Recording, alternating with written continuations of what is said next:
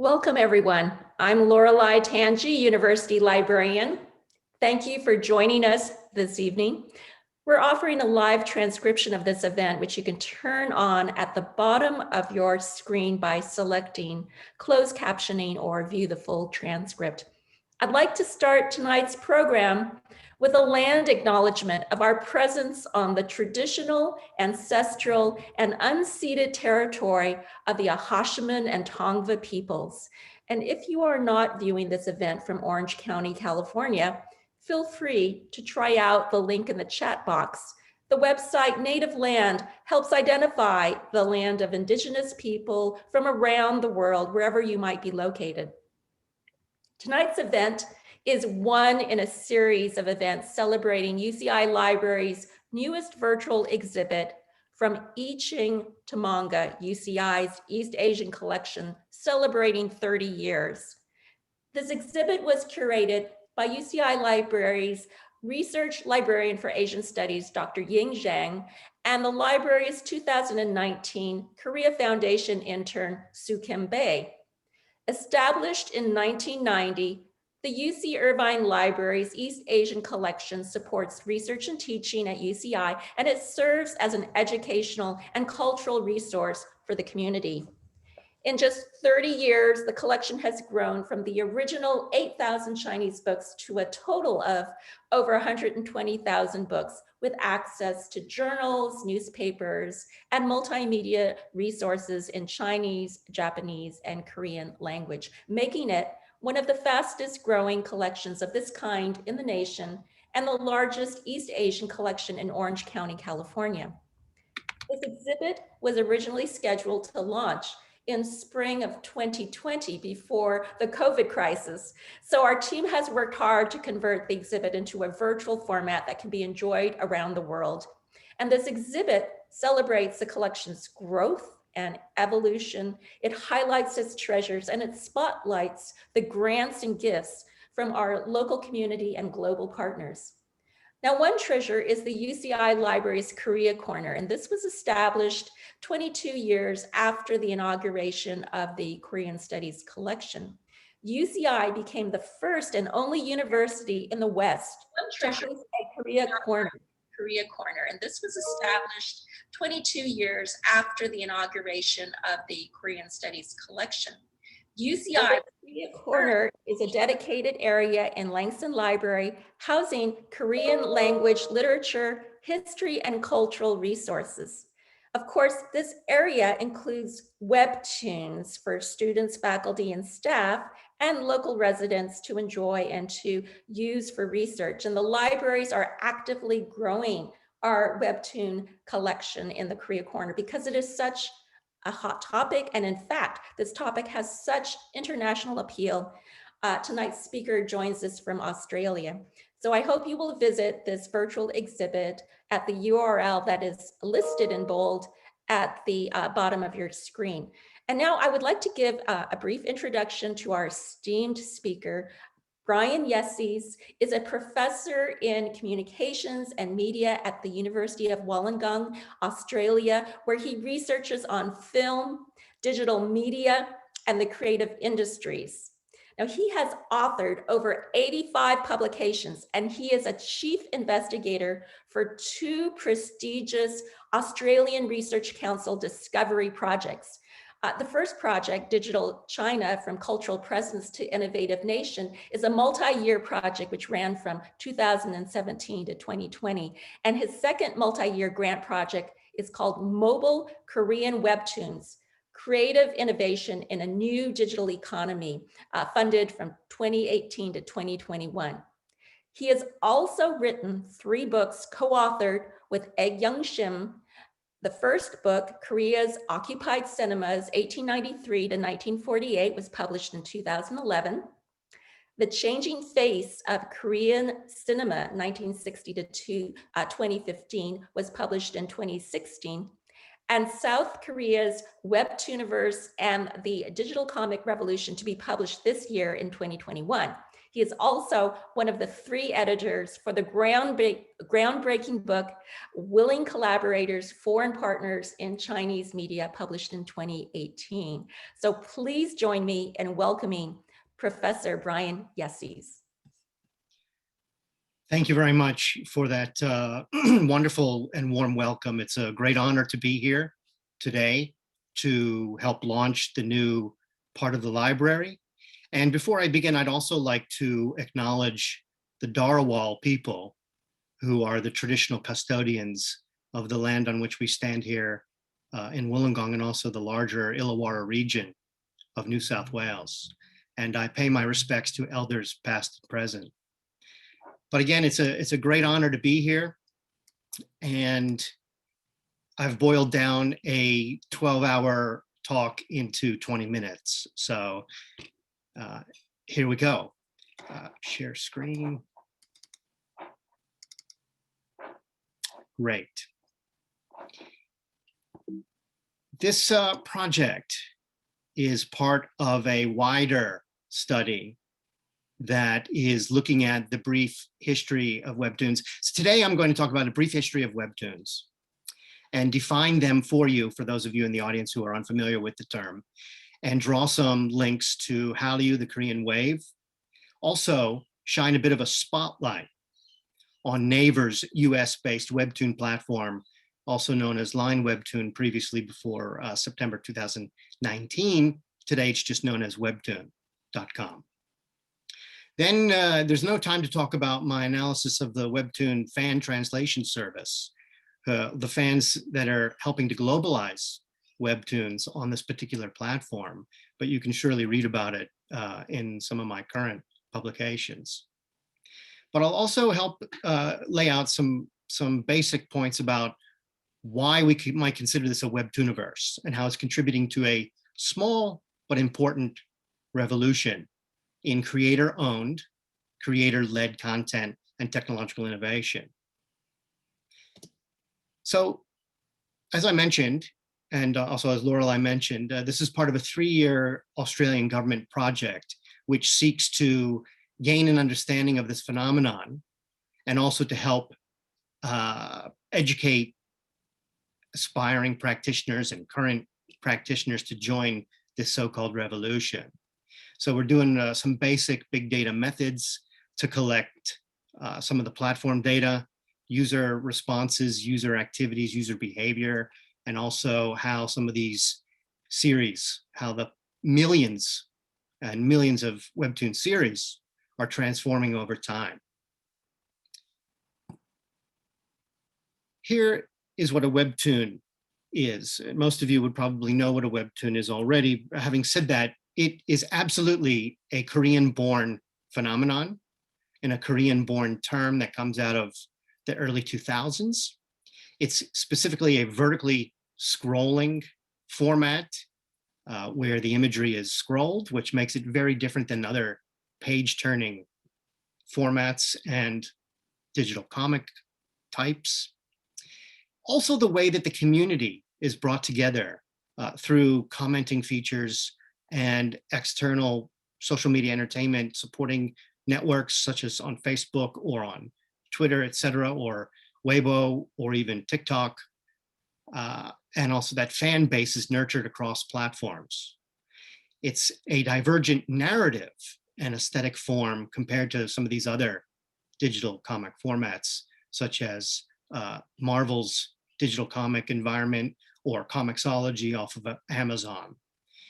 And it's also, like I mentioned previously, creator-owned, creator-led content, which is offered either free or for a freemium basis or for a small fee to unlock the next episode, which people are eagerly awaiting. This creator-owned aspect of Webtoons makes it very unique and very important and very powerful for both aspiring amateur and professional content creators. And finally, we're starting to see a mushrooming effect of the Webtoons being used as original source material for transmedia adaptation, TV series, films, other print comics, and also songs, etc., even fashion, merchandise, etc. The ecosystem itself is quite diverse, as you might expect, and we've mapped 56 domestic platforms in South Korea and 25 non-Korean platforms in China, France, Indonesia, Japan, and the US. So we're starting to see an expanding global effect and global spread of this format and content.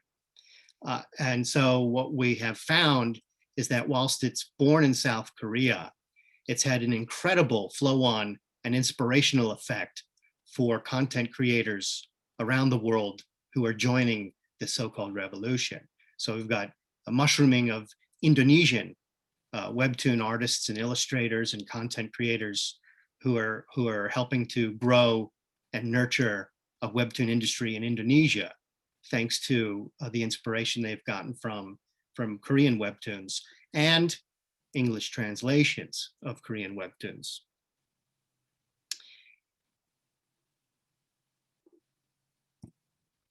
Also, one of the most exciting aspects of the platform and of this format is the sort of diverse, innovative technology driving it. This is a slide showing you some of the different types of webtoons. They have various levels of interactivity, and they have various bells and whistles. They do sort of stand out as one-offs in some of the cases. For some interesting reasons, webtoon industry has maintained a kind of level of technology which is quite low tech at the moment as its common denominator for audiences around the world. But it's important to acknowledge some of this experimentation and a lot of this innovation that's happening in pockets. Some of you may recognize some of these series and may even read them yourselves: the cut tune, the effect tune, and incorporation of AR and VR. Lots of examples in this ecosystem that I can't possibly go into much detail today. Also, as part of this technological landscape, this exciting landscape, is Naver's English and globally facing platform, Webtoon, Line Webtoon, formerly known as Line Webtoon, now just Webtoon. It's got a translation corner, right? This brings cohorts of fans from around the world, from 32 different languages, which are helping to do all the heavy lifting and contribute this creator user-generated content on this particular Webtoon platform. It's what makes Webtoon stand out among all the others, and which is also giving it its biggest global reach.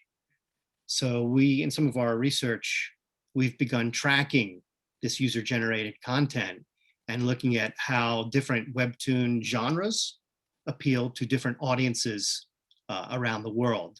So for example, in Vietnam, the romantic drama Webtoon series is the most heavily translated in that market, in that region, which is not a surprise so much, but the horror, as opposed to that, horror series and genres are very popular in Singapore.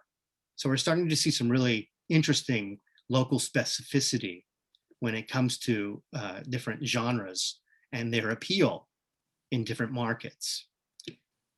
Again, we go into a lot of the detail behind that in some of our recent publications. The Canvas part of Webtoon platform is fascinating because this is where we start to see hundreds of thousands of series uploaded on a mostly weekly basis, although not every artist has been able to meet that weekly demand, which brings me to a point about why Webtoons are distinctive. There is a particular expectation and format, style, not only aesthetic, but in terms of production. Webtoons are produced primarily on a weekly basis, and so people expect their episode to be uploaded on that regular interval. Sometimes they're uploaded twice a week. Normally, Webtoons are created by a small number of practitioners. So either one person working alone, doing all the writing and illustrating, or working in pairs, where an illustrator is married to a writer, or even small teams. And I'd like to point out this kind of 1% dream, what I call the 1% dream, which encapsulates the competition rate. Among all of the practitioners who have launched a Webtoon series, only about 1% of them, according to my understanding in my interviews with practitioners in Korea and outside of South Korea, only about 1% make it. Only about 1% are able to license their content for merchandise or sell their series for a transmedia adaptation. Nevertheless, it's a bit of a dream, an aspiration for content creators to make it, to be a successful or to be a success in this space. But of course, there are all different reasons why people create Webtoons, including corporate agendas, etc.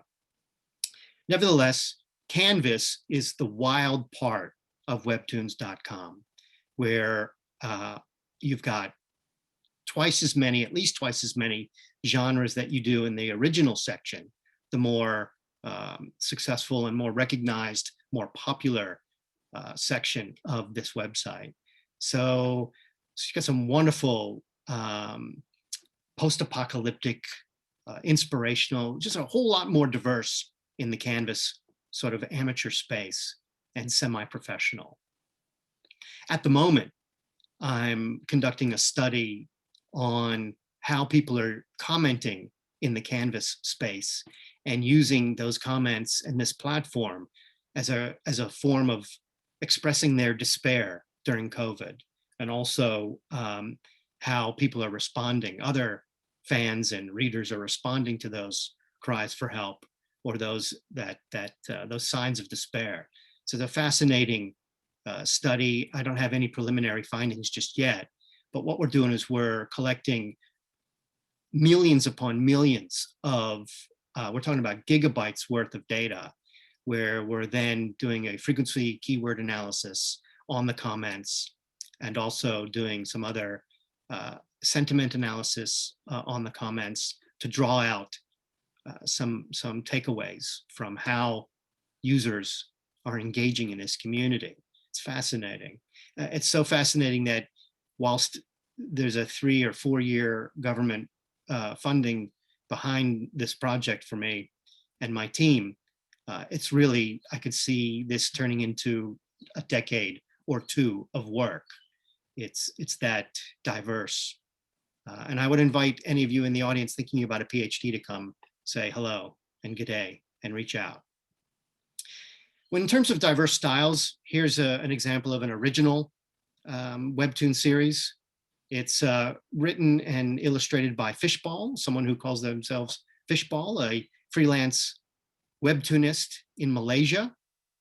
And so it's a little bit semi-autobiographical. It's clearly not a stick figure, but it is one of the more simple aesthetics for Webtoons. 552 episodes as of last night, and over 43 million registered followers. That's huge in terms of a comic book or traditional print context. That's absolutely huge. And it's a great story.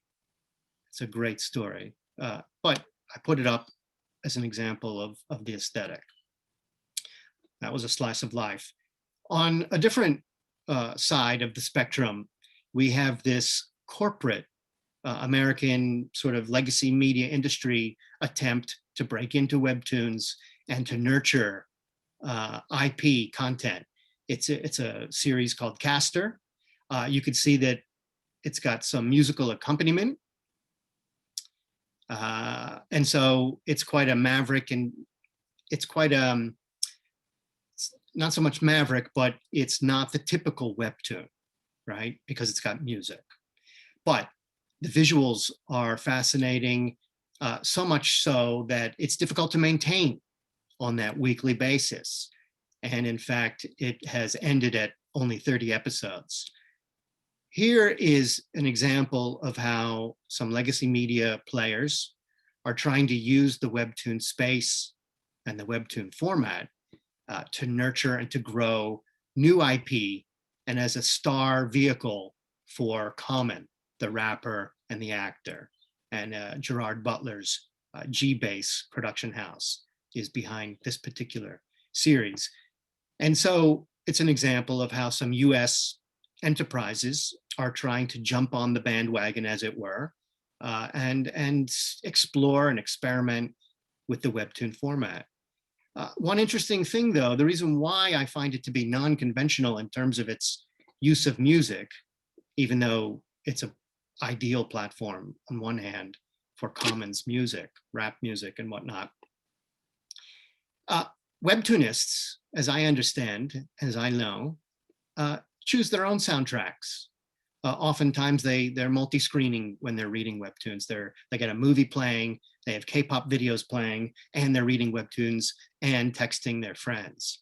And so having music embedded in a web series, a Webtoon, is quite hard to manage. The audio is often turned off, which is part of this environment. So musical accompaniment is not as frequent as one might think.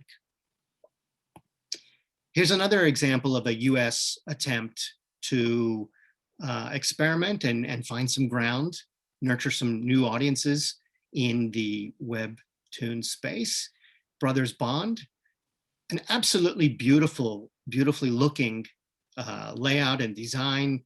I've got some slides here that show you the aesthetic. Written by Kevin Giroux and also brought to life through the art of Ryan Benjamin. Both of these artists and creators are seasoned in the Western industry, the comic book industry. And I got to tell you, it hasn't been a thorough success. We've interviewed Ryan Benjamin at 2018 San Diego Comic-Con, and he was he was very passionate and excited by this series, this Webtoon that he created, but he was disappointed when he realized that they had to downplay the tech. They had to go for the non-musical accompaniment in order to, this is what they were told, in order to reach the widest possible audience.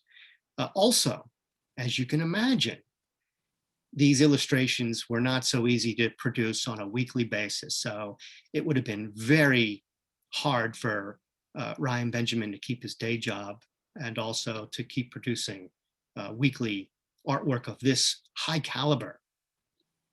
Also, but Brothers Bond and Ryan Benjamin and the artists did use the direct address aspect of the Webtoon to reach out to directly to their readers. So I thought that was really quite interesting. Of course, print comics do the same thing, but you have this dialogue, quite often truncated time frame of dialogue between the artists and the readers, their fan base. Not all Webtoon artists activate or enable the commenting feature because they can be sometimes abusive from readers. For example, why did you stop? Sort of readers expressing anger at the Webtoon series being stopped. But also trying to keep up with engagement is quite difficult for artists. They need a media manager to help them do so. But beautiful aesthetics in the Brothers Bond series. And here's another, this leads to a different final example from the American kind of arena and its foray into the Webtoon ecosystem. Here's a co-production with Legendary Comics and Pacific Rim, the producers of the film franchise.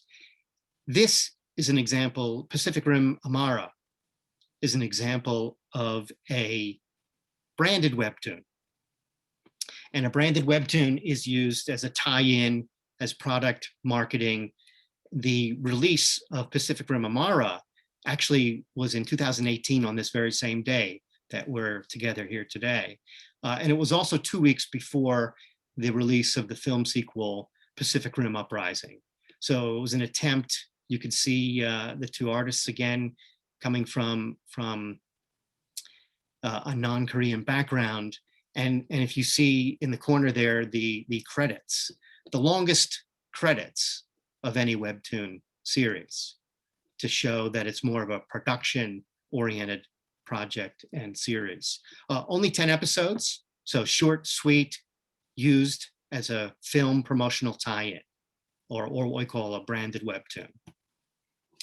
Branded Webtoon and its soft power appeal, Chapter 7. You can read about it when the book comes out, probably in 6 weeks. Branded Webtoon is an exciting part of the Webtoon ecosystem, and it's a particular kind of Webtoon format. Governments and corporations, not only in Korea, but outside of Korea, have commissioned existing new Webtoon characters, and also tried to tie in and promote messages, products, services, etc. So this branded Webtoon is a form of embedded social media entertainment. It's serialized, it's quite often viral, and it's basically an advertising campaign. And it looks and smells and feels like a regular Webtoon series, but it has a very different objective. And it's to enhance the world, the story world of that transmedia IP domain. As we think about concluding my talk here, because again, I wanted to give maximum time for questions. I know that you all are going to have a lot of questions. I'm proposing that this is part of a 3.0 Hallyu wave, and it's very much connected to the older and Hallyu and Korean waves, that Korean wave that we know of and we're familiar with, because it's the Korean wave that's drawing audiences to Webtoons. It's drawing practitioners to learn Korean and to create Webtoons, although the latter is easier to do than the former, and certainly not necessary to learn Korean to produce a Webtoon. It's what I see as an extension of the Korean digital wave, which I've written about 10 years ago, and also Hallyu 2.0, the Lee and Nornes book.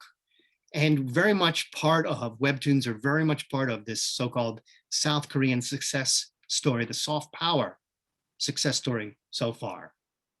And it's both for the genre, format, technology, innovation, community, style, aesthetics, and so forth. So it's quite a robust phenomenon that we're documenting here and conceptualizing and enjoying. So why revolution? In conclusion, we're talking about the energizing, the further energizing of Korea's creative industries and the creative industries of the broader Asian region and beyond, right? I talked about the mushrooming, the noticeable advancement and mushrooming of Indonesian Webtoonists and a Webtoon platform in Indonesia, absolutely part of this flow-on effect. Beyond Korea's national borders, obviously, very different than manga, okay?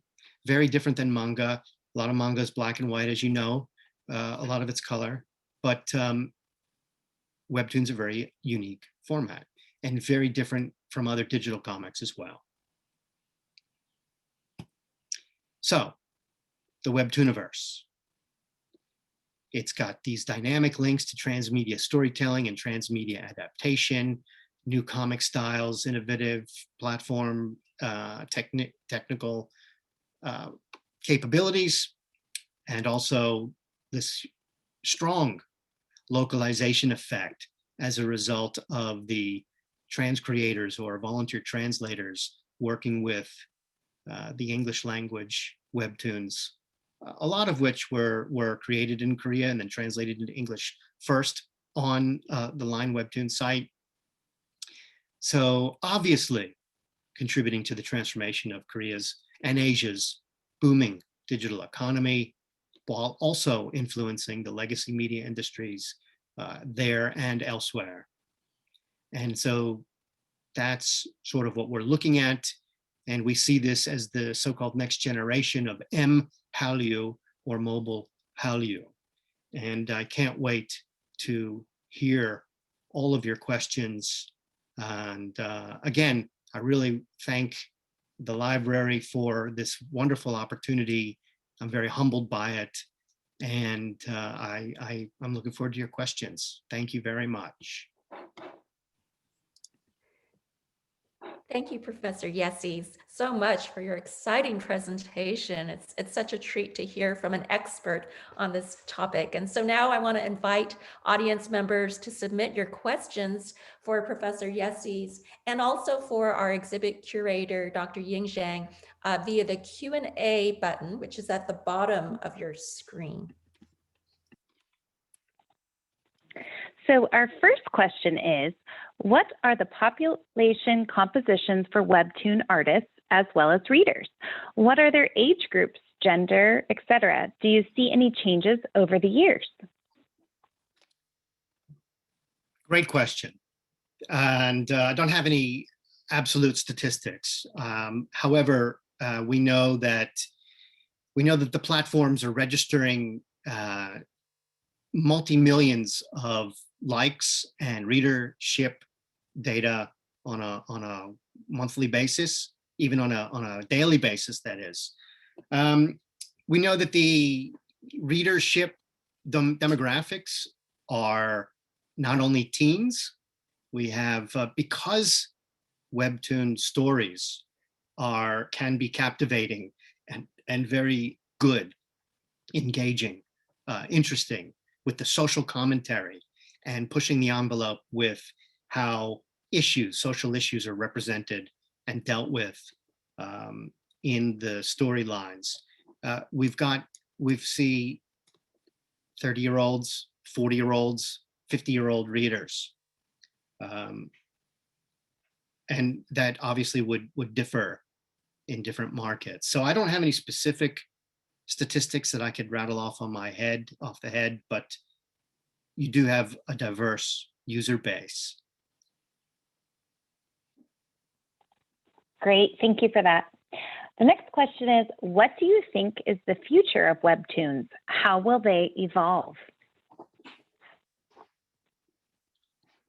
If I look into the crystal ball for a minute, or my crystal LED screen behind me, we can see that more and more experiments and innovations in AR, augmented reality, and VR are pushing the envelope of Webtoon content and Webtoon series.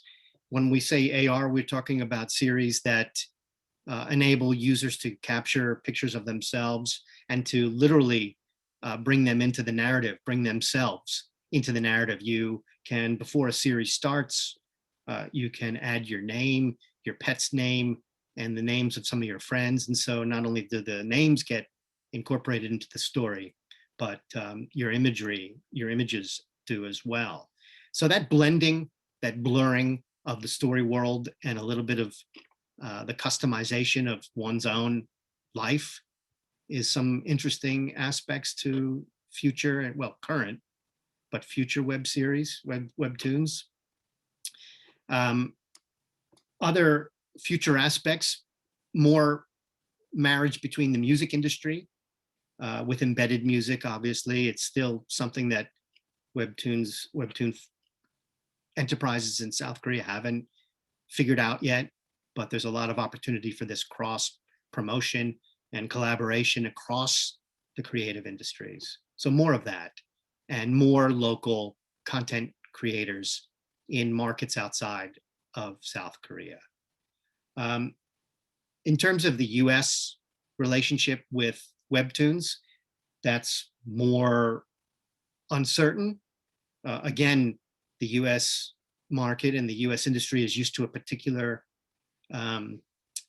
style and a particular way of working, and that doesn't necessarily fit the Webtoon ecosystem, but that perhaps that gap between the two worlds is starting to shrink a little bit. Also, the US model is tough to get around its head around the freemium or the Webtoon as free content. The monetization aspect has thrown a wrench into the ecosystem for commercial oriented players. But that's not to say that it can't be overcome. And in fact, a lot of Webtoon platforms do charge for small fees for content, subscriptions. There are robust aspects of monetization in the Webtoon ecosystem. So that's part of the future. Great, thanks so much. Why do you think the Korea wave is happening? Why Korean culture is becoming so popular now? Sure. Well, I can give you my personal opinion, which I think is why you asked, but I'm sure there's a lot of people in the audience that could answer that themselves as well. The important takeaway here is that it is Korea, right? That it's not the US, it's not Russia, it's not China. What I mean by that is it's different. And Webtoons, along with Korean films, go places that, for example, Chinese films and Chinese digital comics don't go. And so that draws an excitement, that draws in audiences who are hooked by some of these great stories. And so that's broadly part of what draws people to the Korean wave. Music is a little bit different, but that's also incorporated. So why the Korean wave and why is it so popular? At the end of the day, it offers an alternative to Hollywood. It offers an alternative to the US dominated industries. And the Webtoon story thus far is an example of how one country, one industry has resisted ownership, control, domination by other Western, primarily US industry firms and enterprises. And so that makes it an incredible story. And that's part of why the wave and Korean content is so popular. So our next question has been asked by a couple different people, and they want to know, what is your personal favorite Webtoons? I have a few. Sweet Home has got to be one of them. But also, I was very fascinated by the web series, the Webtoon called Bastard, and how it traveled in France and Spain over the Webtoon platform. Those two come to mind. Also, Dr. Frost. I'm a huge Yoon Tae-ho fan, and also Kang Pul. The usual suspects, Moss, Icky, Misang, all the kind of standard, highly popular.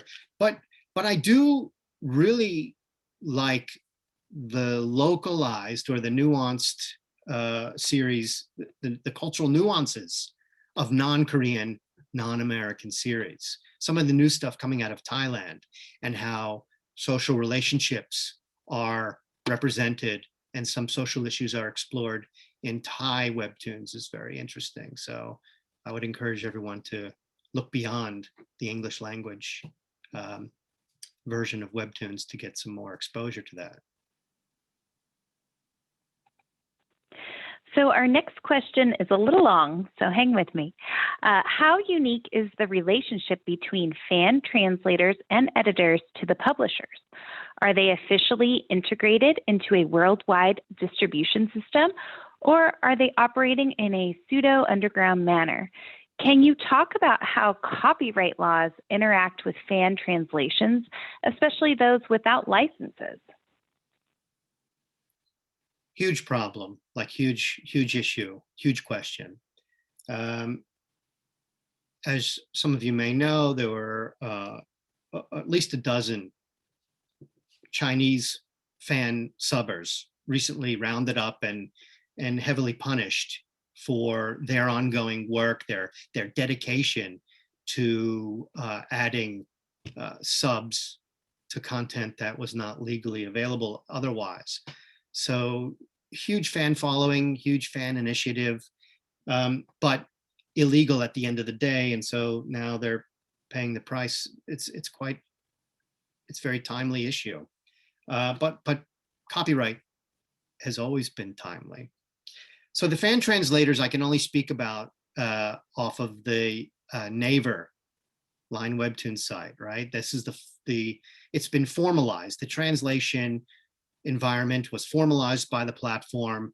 I think it was done in order to buy time before AI, artificial intelligence, can come on board and get up to speed, as it were, to fix all the imperfections, right, in one push of the button. But it gives fans an opportunity to contribute. So the relationship is formalized on Line Webtoon platform, and also other platforms such as Legend or Tapas or those other platforms, Tappytoon. If they have licensed content, they will hire translators, official translators, to do that work. So each platform is slightly different, but only a minority of platforms offer multi-language versions because of, to me, that's a bit strange, but I think it goes to show how powerful Naver is and how much R&D funding and capacity it has, because that's one of the few, if not the only platform that has such a robust translation, fan translator environment. Webtoons, the language, there are a lot of regulations and guides for translators when it is a formalized part of production and distribution. So you've got where you just drag and drop text, and you've got editors, if they have the time to oversee the translation process. Naver sort of Line Webtoon creates an understanding with readers that you're going to get what you pay for. And in my opinion, and if the translators are not being paid, well, then you could expect a certain level of quality. But like I said, we're not translating copious amounts of text here. Often translators are using Bing Translator or Yandex or Google Translate to do part of their work. But it comes down to human power, right? There aren't enough workers in the Webtoon ecosystem to micromanage the legal translation process. And it's also very expensive to do so. So these are just a few elements to your question that I hope gives you a little bit of insight into the complexity of it. But it is a precarious relationship, and only a few platforms have the capacity to fully go there. Thank you. So have you found that there are any genres or a genre that is incredibly popular? Like, are romance or adventure the more popular genres of Webtoon? Yes, well, it's very market specific. So dramas, romantic comedies, love stories are very popular in Asia, according to our research. But of course, with the Canvas part of the website, the Line Webtoon website, you've got, like I said, you've got this all these other sports, slice of life, zombie, apocalyptic genres that are very popular. There is a lot of content out there across all genres, and so it's hard to pick the most popular genre. But I think that the genre tastes of readers do vary from market to market. And I think that's something to keep in mind. Great. Do you think Webtoons could hold educational value, or are they more entertainment-based as of now? How do you think incorporating this visual format into our education system might affect the way students can learn? Fantastic question. Comics and Webtoons can be incorporated into the classroom, absolutely. But you wouldn't want to do it for adult education, for example. You'd want to make sure that your student body, your student base, was hip to Webtoons and comics more generally. That way you could communicate in their preferred language, as it were, or their preferred style, right? But absolutely, there are a lot of, there's ratings for Webtoons, right? And it was sort of relatively late coming to the party, probably about almost 10 years after the advent of ratings in South Korea. We're almost 10 years after the birth of the Webtoon, or the emergence of the Webtoon as we know it. What I'm trying to say is that there is a sensitivity toward the appropriateness of particular Webtoons for particular readers and audiences. But having said that, Webtoons, like any media, have the incredible power to convey ideology, to convey messages, to convey representations. And so not all Webtoons are created equal. There is a lot of wild and potentially offensive stuff in the canvas area of the Line Webtoon site, because it's not micromanaged entirely. It's meant to be an experimental space. My point is that, yes, Webtoons could be used for educational purposes. Yes, they are. The Hanil Chemical Corporation in South Korea was using it to train people in the recruitment process as a branded Webtoon. And that was one kind of educational use for a small series of viral Webtoons. In the classroom, you gotta pitch your content in the way that your constituents, your stakeholders, can consume it effectively. So if you've got students who love comics, then yes, bring it on. Will your research include the exploration of other non-official or even illegal translations of published Webtoons on fan-run sites? No. Short answer is no. We are aware of scanlation, or what previously was referred to as scanlation, or now it's just sort of screen cap, and then capturing some imagery on the screen and sewing it together with any easy software to make it a continuous scrolling effect. Webtoons are at least in the Webtoon industry, the government in South Korea has put money toward protecting copyright.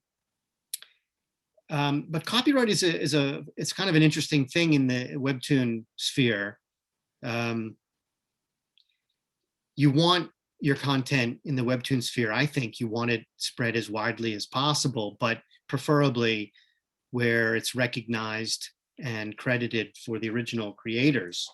When you have a free Webtoon, I mean, there's differences when copyright with free Webtoons and paid Webtoons. Platforms pay a lot of money.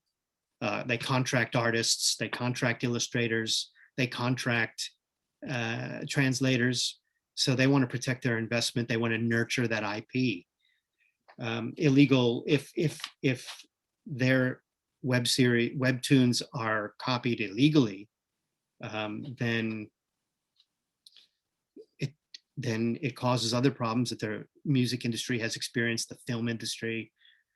But no, I don't so much look at the illegal sites, there are several of them. They are tracked, and there are third parties who go after them and try to get them to cease and desist.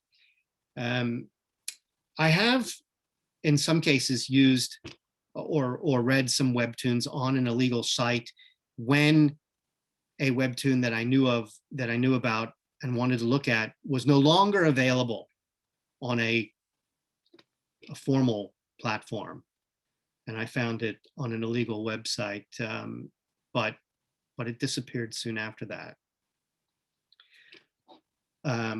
But I think it's an issue that does plague the industry, the threat to copyright. So that getting the balance right, like in any media industry, is really important. Our next question, and Ying, you might want to jump in on this as well. Could you tell us about preservation or archiving efforts, how we're preserving webtoons?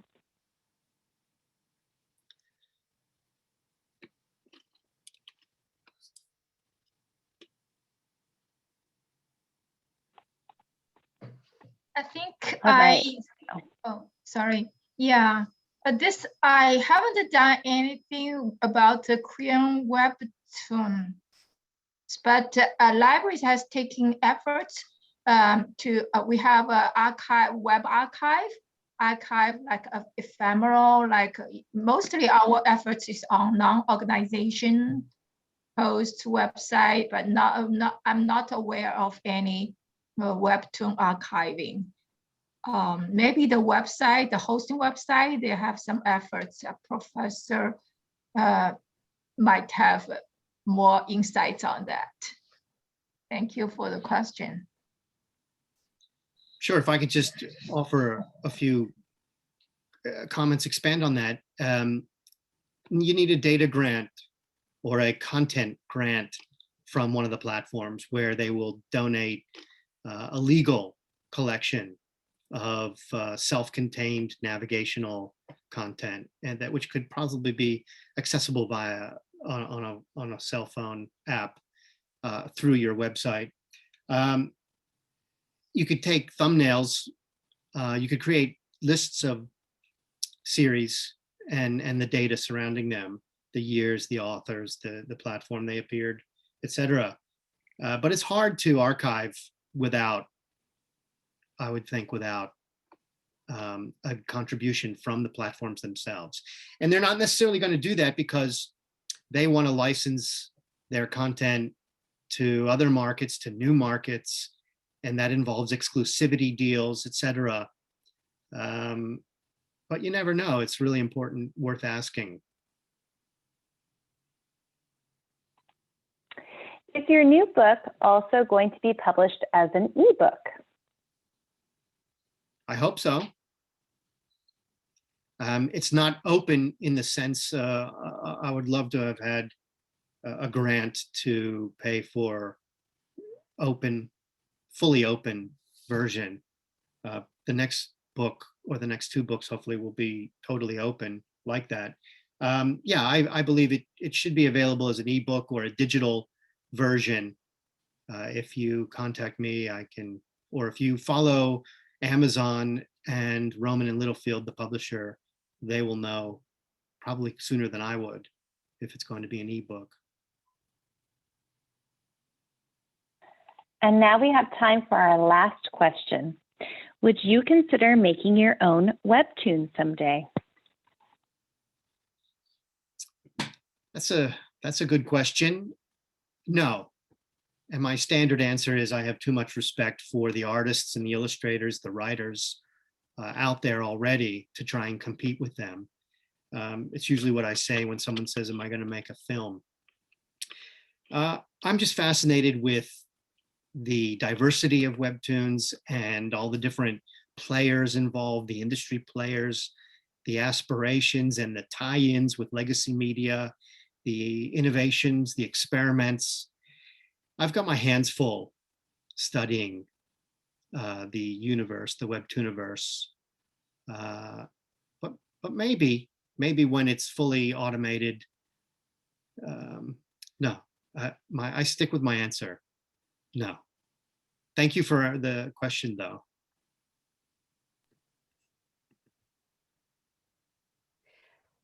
So thank you, Professor Yessi, so much for your really exciting presentation.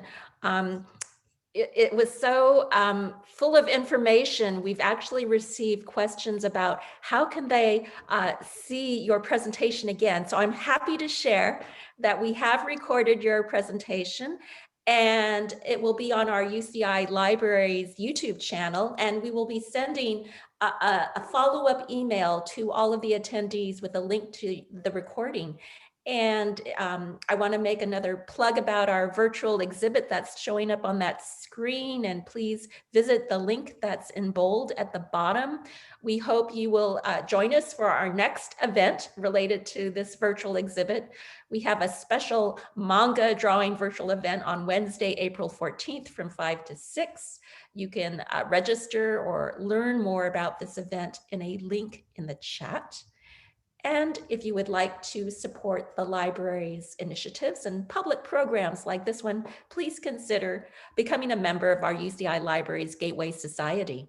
And now, please join me in a final thank you to Professor Yessis and to our curator, Dr. Ying Zhang. Thank you all for coming. Have a nice evening.